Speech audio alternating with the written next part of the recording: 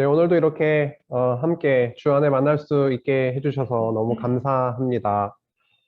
앞에 보면은 꺼지지 않는 다윗의 등불이라는 제목으로 오늘 함께 말씀을 나누게 되었는데요. 우리는 솔로몬의 이야기를 계속 이어나가고 있습니다. 그런데 오늘 굉장히 좀, 큰 변화가 생길 거예요.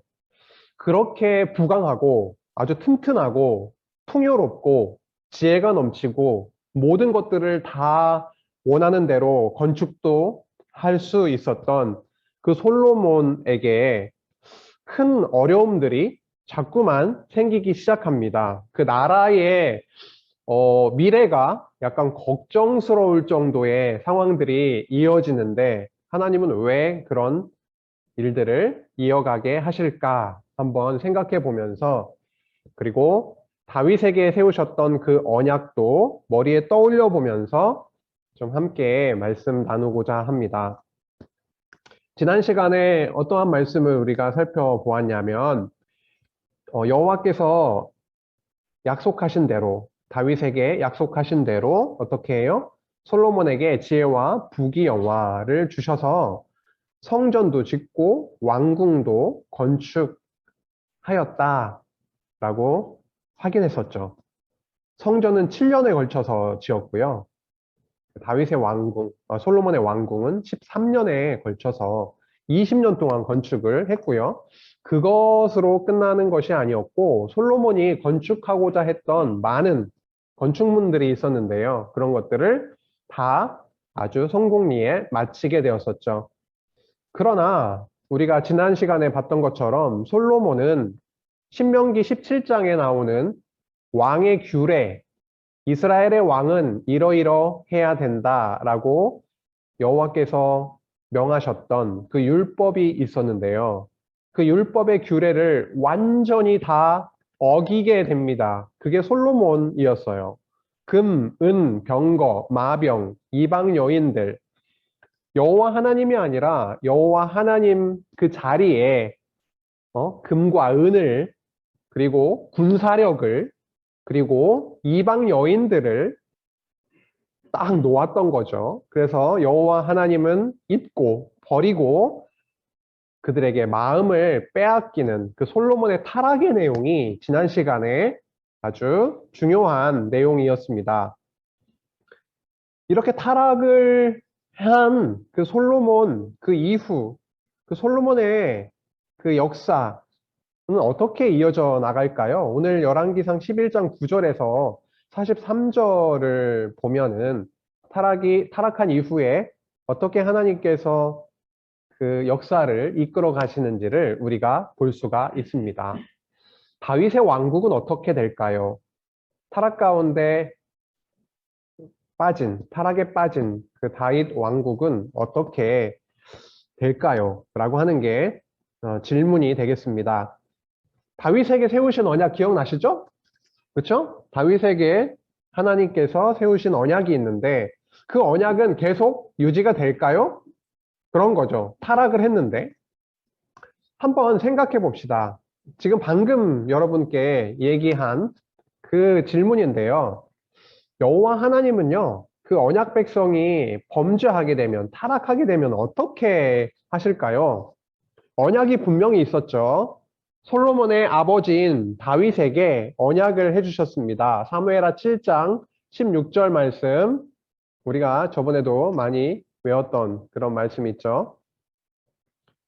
내 집과 내 나라가 내 앞에서 영원히 보존되고 내 왕위가 영원히 견고하리라 하셨다 하라 라고 하신 그 언약의 말씀이 분명히 있는데 타락을 하게 됐다라는 겁니다. 언약 자손이. 여기에선 솔로몬이 되겠죠. 그러면 언약 자손의 타락은 어떻게 그 이후에 일이 이루어질까요? 언약 플러스 언약 자손의 타락은 뒤에 어떻게 될까요? 멸망입니까? 아니면 용서입니까? 라고 하는 거예요. A예요, B예요? 완전히 다 멸망시켜 버리는 겁니까? 언약 자손의 타락, 범죄, 아니면 용서를 해주시는 거예요? 당연히 B가 되겠죠. 그런데 당연히 그냥 용서해 주신다 이런 게 아니라요. 조금은 더 풀어서 얘기하면 징계 플러스 용서예요. 하나님께서 사랑의 회초리를 때리세요. 여러분 부모님한테 회초리 맞아본 적 있어요? 없대. 현빈이는 없대. 거짓말인 것 같은데. 벌써 몇 번 맞아도 맞았을 것 같은데 너무 착하나? 전도사님은 어렸을 때 아버지한테 엄청 많이 맞았던 것 같아요. 동생하고 많이 싸우기도 하고, 가끔, 가끔, 이렇게 1,000원짜리를 갖다가, 맛있는 걸 사 먹고, 그래서 많이 맞고 그랬는데. 근데 부모님이 회초리를, 자식의 회초리를, 회초리로 자식을 이렇게 때리실 때, 너 죽어라, 죽어라! 하면서 이렇게 때리시는 건가요? 그건 아니잖아요. 아이고, 내 자식이 좀 더 착하게, 정직하게 좀 살았으면 좋겠는데, 너 왜 그러니? 울면서, 마음으로 울면서 그렇게 때리신단 말이에요. 그쵸? 그 징계, 사랑의 회초리, 회초리를 때리고 약도 발라주시더라고. 용서를 해주시더라고요. 왜요? 내 자손이니까, 내 자식이니까. 여호와 하나님께서 언약을 세우셨어요.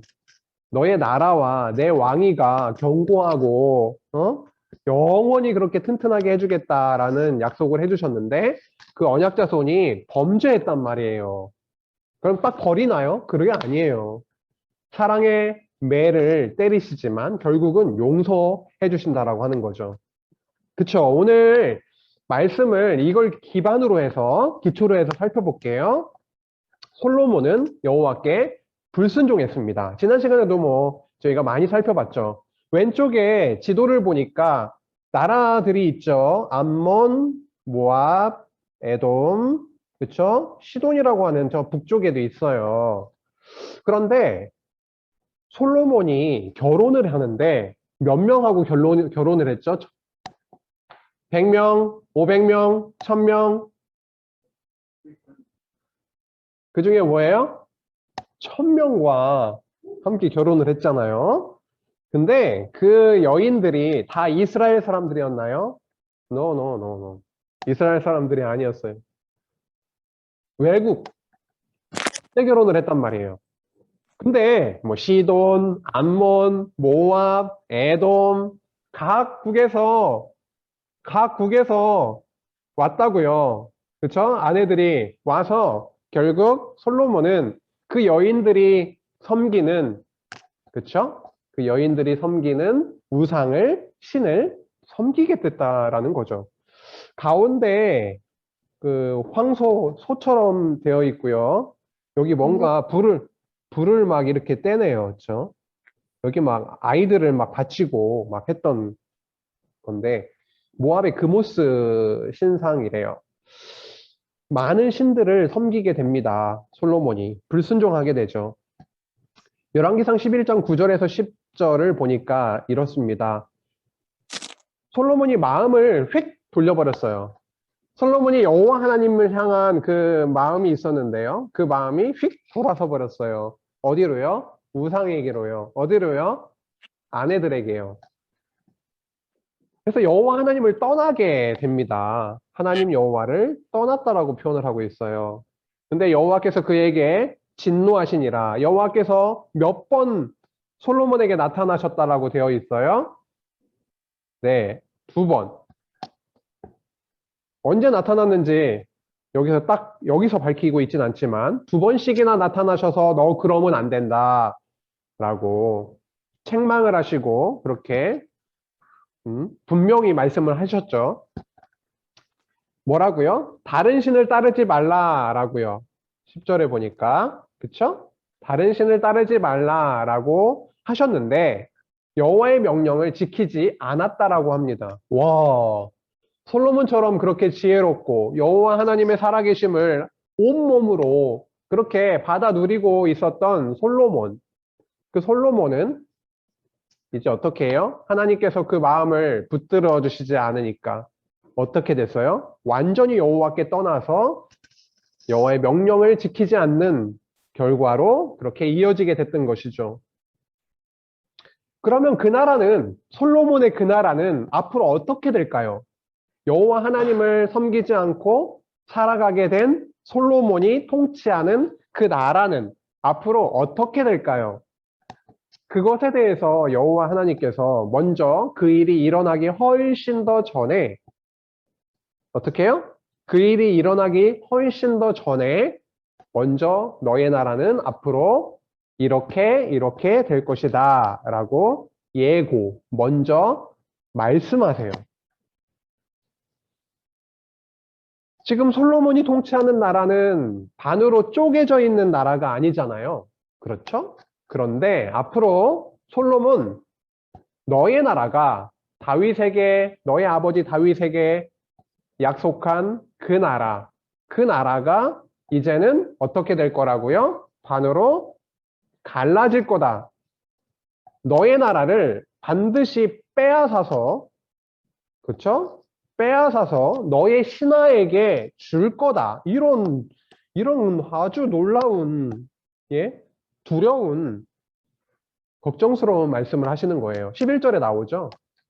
그렇죠? 내가 반드시 이 나라를 너에게서 빼앗아 너의 신하인 여로보암에게 주리라. 여기 나오죠. 그렇죠? 여로보암. 그래서 여로보암은 나중에 북이스라엘, 북쪽에 있으니까요. 북이스라엘의 왕이 되죠. 그리고 르호보암은 솔로몬의 아들입니다. 그래서 솔로몬의 아들은 남쪽 유다, 남쪽에 있으니까 남유다라고 합니다. 북쪽에 있으니까 뭐라고 한다고요? 북이스라엘, 남쪽에 있으니까 유다를 남유다라고 합니다. 그래서 이렇게 두 나라로 쪼개질 거다라고 하는 거를 미리 말씀을 하세요. 근데 12절에 보니까 그러나 되게 중요하죠. 그러나 왜 그러나라는 단어를 썼을까요? 그러나 내 아버지 다윗을 위하여 너희의 세대에는 네가 살아있을 때에는 이 일을 행하지 아니하고 내 아들의 손에서 빼앗아 버리겠다. 너의 아들 르호보암의 손에서 그 나라를 빼앗아서 너의 신하인 여로보암에게 그 나라를 주겠다라고 합니다. 오, 그 나라가 다 넘어가는 걸까요, 이거? 모든 나라를 다 넘겨버리는 걸까요? 그렇지 않네요. 13절에 보니까 오직 내가 이 나라를 다 빼앗지 아니하고 내 종 다윗과 그리고 내가 택한 예루살렘을 위하여 한 지파를 내 아들에게 주리라. 내 아들 누구죠? 르호보암. 너의 아들인 르호보암에게 어떻게 해요? 한 지파 유다 지파를 주겠다. 이렇게 약속을 하십니다. 그래요. 일단 좀 더 진행을 해볼게요. 와, 나라가 이제 완전히 쪼개져 버려요. 근데 쪼개지는데 반반으로 쪼개지는 게 아니라 한 지파만 솔로몬의 아들에게 주겠다라고 하고 유다 지파예요, 결국은. 나머지 열 지파 반은 북쪽으로 이렇게 쪼개지겠다라고 하는 그런 말씀을 하셨고요. 그 다음에 어떤 일이 벌어지냐면 솔로몬에게 지금까지는 솔로몬이 어땠어요? 전쟁을 하거나 하면 어땠어요? 전쟁을 하면은 승리하고 주변에 있는 모든 나라들이 솔로몬께 섬겼죠. 솔로몬에게 많은 것들을 보내오고 그렇게 섬김을 받았는데 이제 여호와 하나님께 깨로부터 돌아서서 이방신을 섬기기 시작한 그 이후에 상황은 어떻게 돼요? 너의 나라는 쪼개지고 그리고 어떻게 해요? 지금까지 주셨던 샬롬, 그 평화의 상태가 깨지게 되는 겁니다. 여호와께서 대적들을 생기게 해요. 여기 지금 네모칸 쳐놓은 거 보니까요. 우리 말씀을 한번 같이 봐야 되겠죠. 11장 14절을 보니까 누가 솔로몬의 대적이 됐어요. 11장 14절에 보니까 하닷이라고 하는 사람이 솔로몬의 대적이 되었다라고 합니다. 에돔 사람이래요. 여기 지도 보세요. 원래 에돔 사람인데 이 사람이 결국 이 애굽으로 피신을 갔다가 다시 돌아와서 솔로몬의 대적이 되는 겁니다. 솔로몬의 대적이 돼요. 23절에 보니까 또 하나님이 또 엘리아다의 아들인 르손, 여기서 어느 나라 사람 뭐 이런 것들은 중요하지 않아요. 대적들을 일으키셨다라고 하는 것만 우리가 확인하고 갈게요. 하닷도 일으키셨고요. 르손, 여기 있어요. 르손. 그렇죠? 르손. 북쪽에 르손을 일으켜서 솔로몬의 대적이 되게 하셨어요. 그 다음에 방금 나왔던 사람이 있었죠. 솔로몬의 신하인 여로보암까지도 어떻게 해요? 왕을 대적하게 만들어 보시는 겁니다. 솔로몬은요, 지혜도 있고요, 많은 부귀 영화를 한 몸으로 누리면서 가지고 있었던 자였는데, 여호와 하나님을 의지하지 않고 뭘 의지한 거예요? 지금까지 보니까 금을, 은을, 군사력을, 이방 나라를, 이방 신을 의지했어요. 여호와 하나님과 맞바꿀 수 있는 것이 없음에도 불구하고 여호와 하나님의 자리에 자기를 지켜줄 만한 무언가를 만들어서 떡하니 올려놨는데 그 이후의 삶은 어떻게 되고 있나요, 지금? 평안이 있나요? 그런가요? 아니요. 오히려 대적들이 생기고요. 평안이 깨지고요. 그러한 지금 나라가 쪼개져 버리고요. 이러한 지금 일들이 일어나고 있는 것이죠. 이러한 내용들이 우리에게 이야기하고 있는 게 무엇일까? 좀 마음에 한번 생각을 한번 해보면 좋겠어요. 여호와 하나님을 의지하고 섬길 때는 평화가 있고 나라가 튼튼하고 그랬는데 여호와 하나님을 의지하지 않고 오히려 내가 생각하는 솔로몬이 생각했던 무언가 힘이 있고 나를 지켜줄 것만 같았던 거를 오히려 의지하고 섬겼을 때 평안이 아니라 어때요? 이런 나라의 어려움과 평안이 깨지는 상황이 있다라고 하는 거죠. 우리도 똑같잖아요. 그쵸? 그쵸?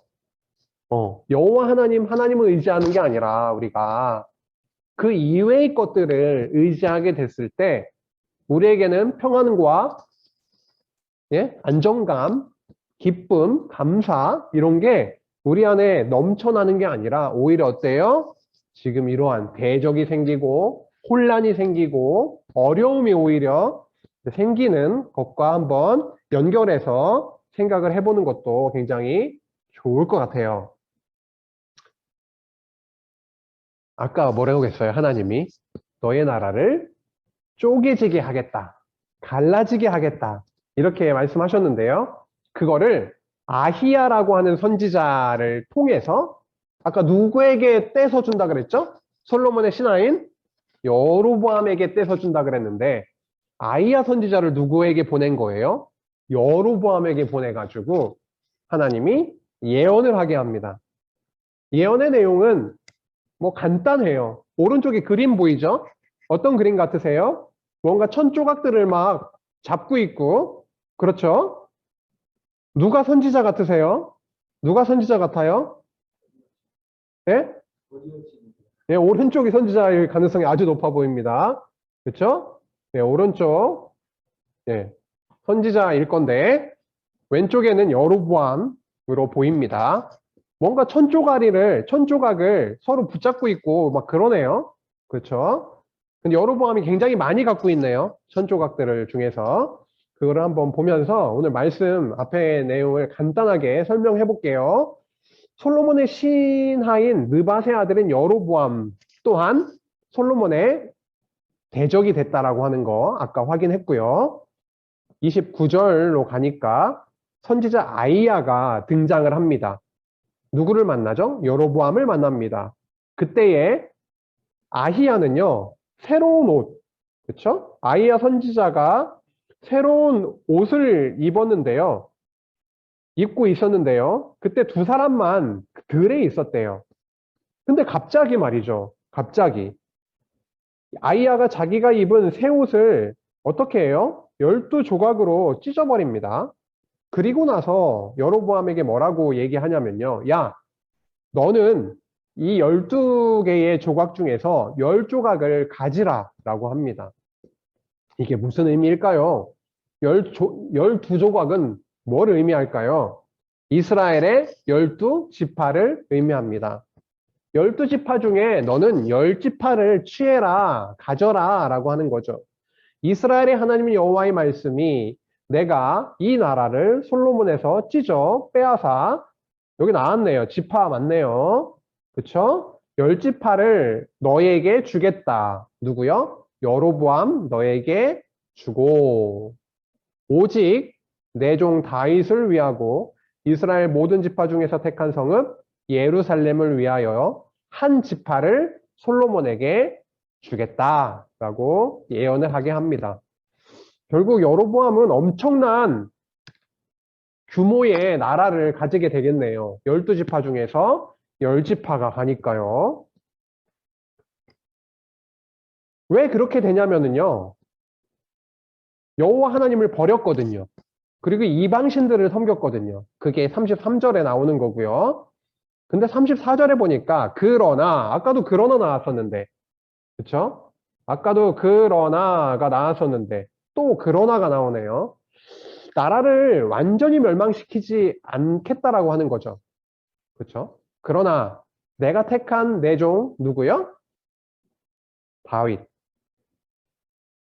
내 명령과 내 법도를 지켰기 때문에 내가 그를 위하여 그가 누구죠? 다윗. 내가 다윗을 위하여 솔로몬의 생전에는 온 나라를 그의 손에서 빼앗지 아니하고 여기 그는 누구죠? 솔로몬이죠. 그렇죠? 솔로몬의 손에서 빼앗지 아니하고 주관하게 하려니와 내가 그의 아들의 손에서 자꾸 대명사가 나오니까 여러분 굉장히 좀 헷갈리게 생겼네요. 여기 그는 누구죠? 역시 솔로몬이죠. 내가 그의 아들의 손에서 나라를 빼앗아 그 10지파를 내게 줄 것이요. 그의 아들에게는 내가 한 지파를 주어서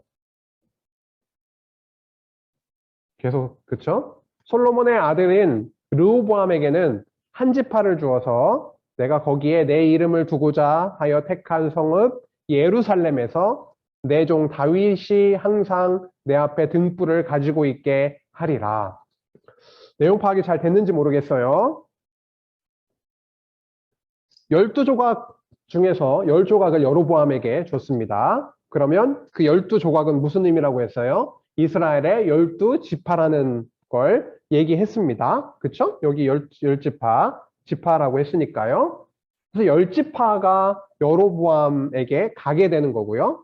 그 한 지파인 유다 지파는 솔로몬의 아들인 르호보암에게 주겠다라는 말씀이죠. 그걸 왜 그렇게 하겠다라는 거죠? 그러나 다윗 때문에요. 그의 아버지인 다윗에게 세우신 그 언약 때문에. 그리고 다윗은요, 실제로 여호와 하나님의 명령과 법도, 율법을 잘 순종하고 지켰어요. 물론 범죄도 했지만요. 그래서 그 다윗을 위해서 내가 어때요? 솔로몬 너의 살아있을 때 이 나라를 쪼개지게 하는 것이 아니라 솔로몬의 아들에게서 르호보암 그 아들에게서 나라를 빼앗아서 10지파를 여로보암에게 주겠다라고 하는 겁니다. 오늘 말씀의 핵심적인 내용이 36절에 사실은 나옵니다. 오늘 말씀의 제목이 뭐였어요? 꺼지지 않는 다윗의 등불이었습니다. 나라가 쪼개지는 상황이에요. 10지파가 여로보암을 쫓아가게 됩니다. 한 지파, 유다 지파가 어때요? 솔로몬의 아들인 르호보암에게로 오게 됩니다. 국력으로, 힘으로 보면, 사람 숫자로 보면 어디가 커요? 10지파가 간 여로보암이 엄청 크고요. 솔로몬의 아들인 르호보암에게 따라오게 되는 그 유다 지파는 작죠. 나라가 어떻게 될 거예요? 굉장히 위태위태할 수 있게 되겠죠. 그런데 하나님은 여호와는 이렇게 약속을 하는 겁니다. 36절에 어때요? 예루살렘, 내 이름을 두고자 해서 택한 예루살렘.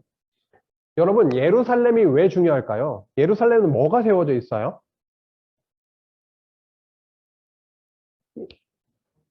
성전이 세워져 있습니다.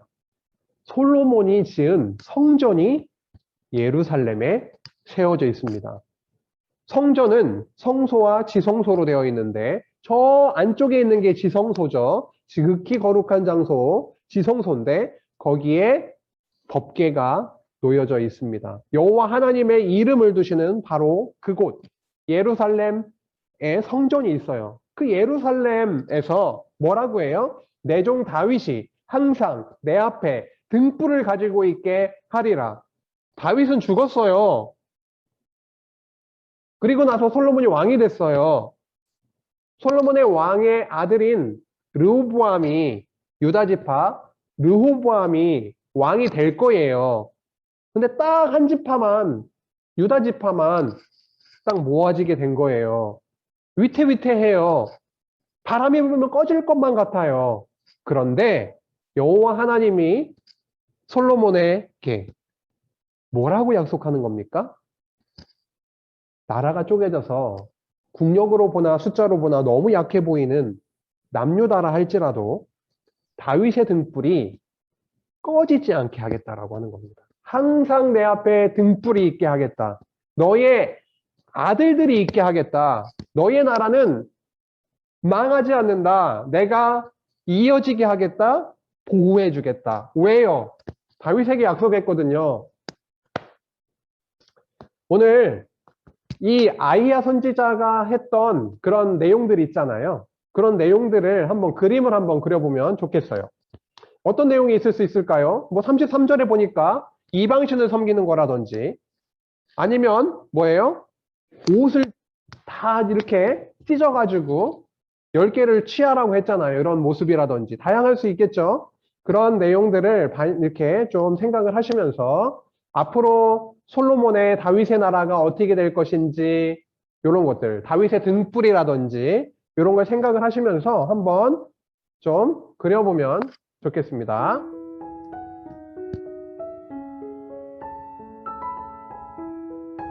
좀 쉽지는 않지만 말씀을 우리 마음 가운데 담는 게 목적이니까요. 뭐라도 한번 써보시거나 그려보시면 좋겠어요. 네, 좋습니다. 한번 나눠볼까요? 아이야 선지자인가요? 선지자. 아이야 선지자인가요? 아이야 선지자가 멸치파 가져 해가지고 저기 손에다가 주는 겁니다. 사실 이거를 12천 조각으로 나눠야 되는데 그렇게 그리기에는 좀 어려워가지고 이렇게 그냥 대략적으로 그렸습니다. 그래요. 감사합니다. 뭐 딱 특징이 너무 딱 나타나네요. 그쵸? 아이야 선지자가 여로보암에게 열지파를 이렇게 주는 손바닥에 있는 열지파를 넘겨주는 그런 아주 특징적으로 금방 들어오게 이렇게 그려주셨네요. 오케이, 감사합니다. 네, 지금 그림을 그려봤고요. 이게 좀 앞에 화면 보면은 조금 예, 왼쪽에 보러 좀 상징적으로 좀 그린 것 같아요. 뭔가 등불 후 이렇게 후 이렇게 불어도 꺼지지 않는 그 다윗의 등불을 표현을 했고요. 네, 등불 그리고 오른쪽 아래에도 다윗의 등불은 꺼지지 않는다 이렇게 하면서 아이야 선지자가 자신의 옷을 12조각을 내가지고 여로보암에게 이렇게 얘기하는 그런 것들을 간단하게 표현을 해본 걸로 보입니다. 그래요. 나라가 분명히 나눠질 거예요. 그래서 어려움 가운데 있을 겁니다. 그런데 그럼에도 불구하고 여호와는 그 등불을 꺼지지 않게 하겠다. 다윗의 앞에 등불을 항상 켜져 있게 해주시겠다라고 말씀하셨어요. 우리가 사무엘하 7장 16절도 중요한데요. 이 말씀도 중요합니다. 기억해 보시면 좋겠어요. 앞으로 열왕기상 11장 36절. 그렇죠. 내 종 다윗이 항상 내 앞에 등불을 가지고 있게 하리라. 그래서 그의 아들은 그 솔로몬의 아들인 르호보암에게는 내가 한 지파 유다 지파를 주어서 내가 거기에 내 이름을 두고자 하여 택한 성읍 예루살렘에서 내 종 다윗이 어때요? 항상 내 앞에 등불을 가지고 있게 하리라 라고 언약하신 여호와께서 어떻게 하냐면 우리 앞으로 열왕기 상하 내용을 쭉 살펴가다 보면은 북이스라엘의 왕들, 남유다의 왕들에 대해서 많이 살펴보게 돼요. 그 중에 열왕기상 11장 36절은 솔로몬에게, 남유다에게 하신 언약이잖아요. 그쵸? 그러니까 남유다 왕 중에 해당하는, 왕에 해당되는 아하스의 예를 한번 들어볼게요. 열왕기하 16장 20절에 보면은 유다 왕 아하스가 그의 조상들과 함께 잠에 죽었단 얘기죠. 그와 함께 잠에 어디에요? 다윗성에 그 열조와 함께 장사되고 그 다음에 나오는 단어가 되게 중요해요. 그의 아들 히스기야가 대신하여 왕이 되니라. 등불이 꺼지지 않는다라는 거는 계속 왕을 이어주겠다라고 하는 것인데요. 어떻게 해요? 아들을 통해서. 왕의 아들이 이어지면서 너희의 다윗의 등불이, 그 나라의 등불이 꺼지지 않고 그리스도가 오시기까지 계속 보호하시고 이어지게 해주겠다라고 한 언약이거든요. 그래서 그의 아들이 계속 나옵니다. 앞으로 보시면 돼요. 특히 역대상하, 역대기 말씀을 가보면 너무 많이 나와. 그의 아들. 왕이 죽으면 항상 나오는 게 어떤 단어라고요? 그의 아들. 왜 중요하다고요? 계속 연결해주겠다라고 하는 것이거든요. 그래서 앞으로 이어지는 열왕기 내용을 통해서 다윗 왕조에서 이탈한 북이스라엘은 어떻게 돼요? 멸망합니다. 오래 가지 못해요. 그의 아들의 계속 이어지지 못하고요. 3대, 4대, 5대 뭐 이 정도. 몇 대 가지 못해서 완전히 그 왕조가 멸망당해요. 완전 멸해진다고요. 근데 놀랍게도 한 지파밖에 없는 유다 지파는요. 계속 그 왕조가 다윗의 왕조가 끊이지 않고 그의 아들로 계속 연결되는 거를 그 보호의 역사를 확인하게 됩니다. 네, 오늘 말씀 이렇게 살펴보았는데요. 꺼지지 않는 다윗의 등불을 허락하신 그 여호와 하나님, 그렇죠? 여러 가지 내용들 우리가 오늘 살펴봤는데요. 함께 배운 점, 느낀 점 한번 적어보도록 할게요. 이 시간을 조금 드릴 테니까 한번 적어보시고, 그리고 우리 학생 중에서 한두 명이라도 나누고 오늘 끝나도록 할게요. 네, 한번 나눠봅시다. 우선은 지금 채팅으로 올려준 내용을 잠시 한번 살펴보고 갈게요. 조성윤, 솔로몬에게 대적을 만드신 것을 배웠어요. 여호와 하나님께서 대적도 만드시기도 하시고 평안도 주시기도 하시고 되게 주권이 하나님의 막 능력이 이렇게 좀 드러나네요. 양미 선생님이 올려주신 게 또 있네요.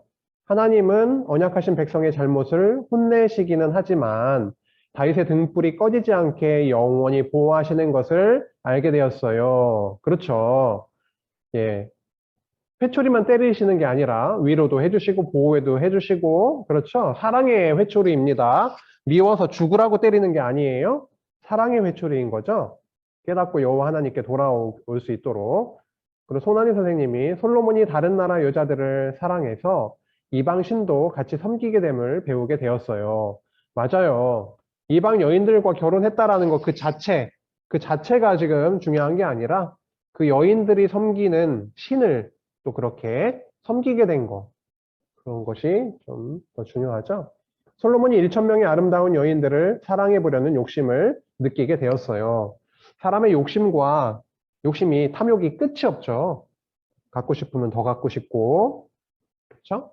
그래요. 우리 친구 중에 한두 명 자원하는 친구 있으면은 좀 나눠주면 좋겠습니다. 누가 있을까요? 없으면 그냥 지나갑니다. 다 정리해서 선생님들께 전달해 주시면 되고요. 그래요. 오늘 내용 뭐 간단한 내용은 아니고요. 양도 좀 됐지만 핵심은 너무 간단해요. 그렇죠? 꺼지지 않는 그 등불, 그 아들을 왕을 계속해서 주시겠다라고 한 거죠. 그래서 그의 아들이 왜 중요해요? 결국은 그의 아들이 예수 그리스도, 하나님의 아들로 연결이 되거든요. 왜 그게 또 중요하죠? 하나님의 아들로 오신 예수 그리스도와 더불어 우리가 하나님의 아들이 되었다라는 게 핵심입니다. 여러분, 여러분은 하나님의 아들이라고 하는 거. 우리가 누구이길래 하나님의 아들의 특권을 누리게 되었나요? 그래서 한 주도 하나님의 아들로 주 안에서 참 평안 누리며 살게 하시길 바랍니다. 기도하시겠습니다. 하나님 감사합니다. 오늘 솔로몬의 타락 이후에 섭리하신 그 역사를 함께 나누었습니다. 하나님을 떠나서는 참 평안이 없고 대적이 우글우글 거립니다. 무언가 의지하는 것이 나를 살려주고 나를 보호해 줄 것 같지만 전혀 그렇지 않은 것도 살펴보게 되었습니다. 하나님, 그렇지만 다윗의 언약을 기억하시고 그 등불을 영원히 꺼지지 않게 하셔서 하나님의 아들 예수 그리스도를 보내주시니 너무도 감사합니다. 그리고 우리를 당신의 아들로 삼아주시니 너무도 감사합니다. 한 주의 삶도 그걸 잊지 않고 그 복을 누리며 사는 저희들 될 수 있도록 주님 인도하여 주옵소서. 예수님의 이름으로 기도했습니다. 아멘.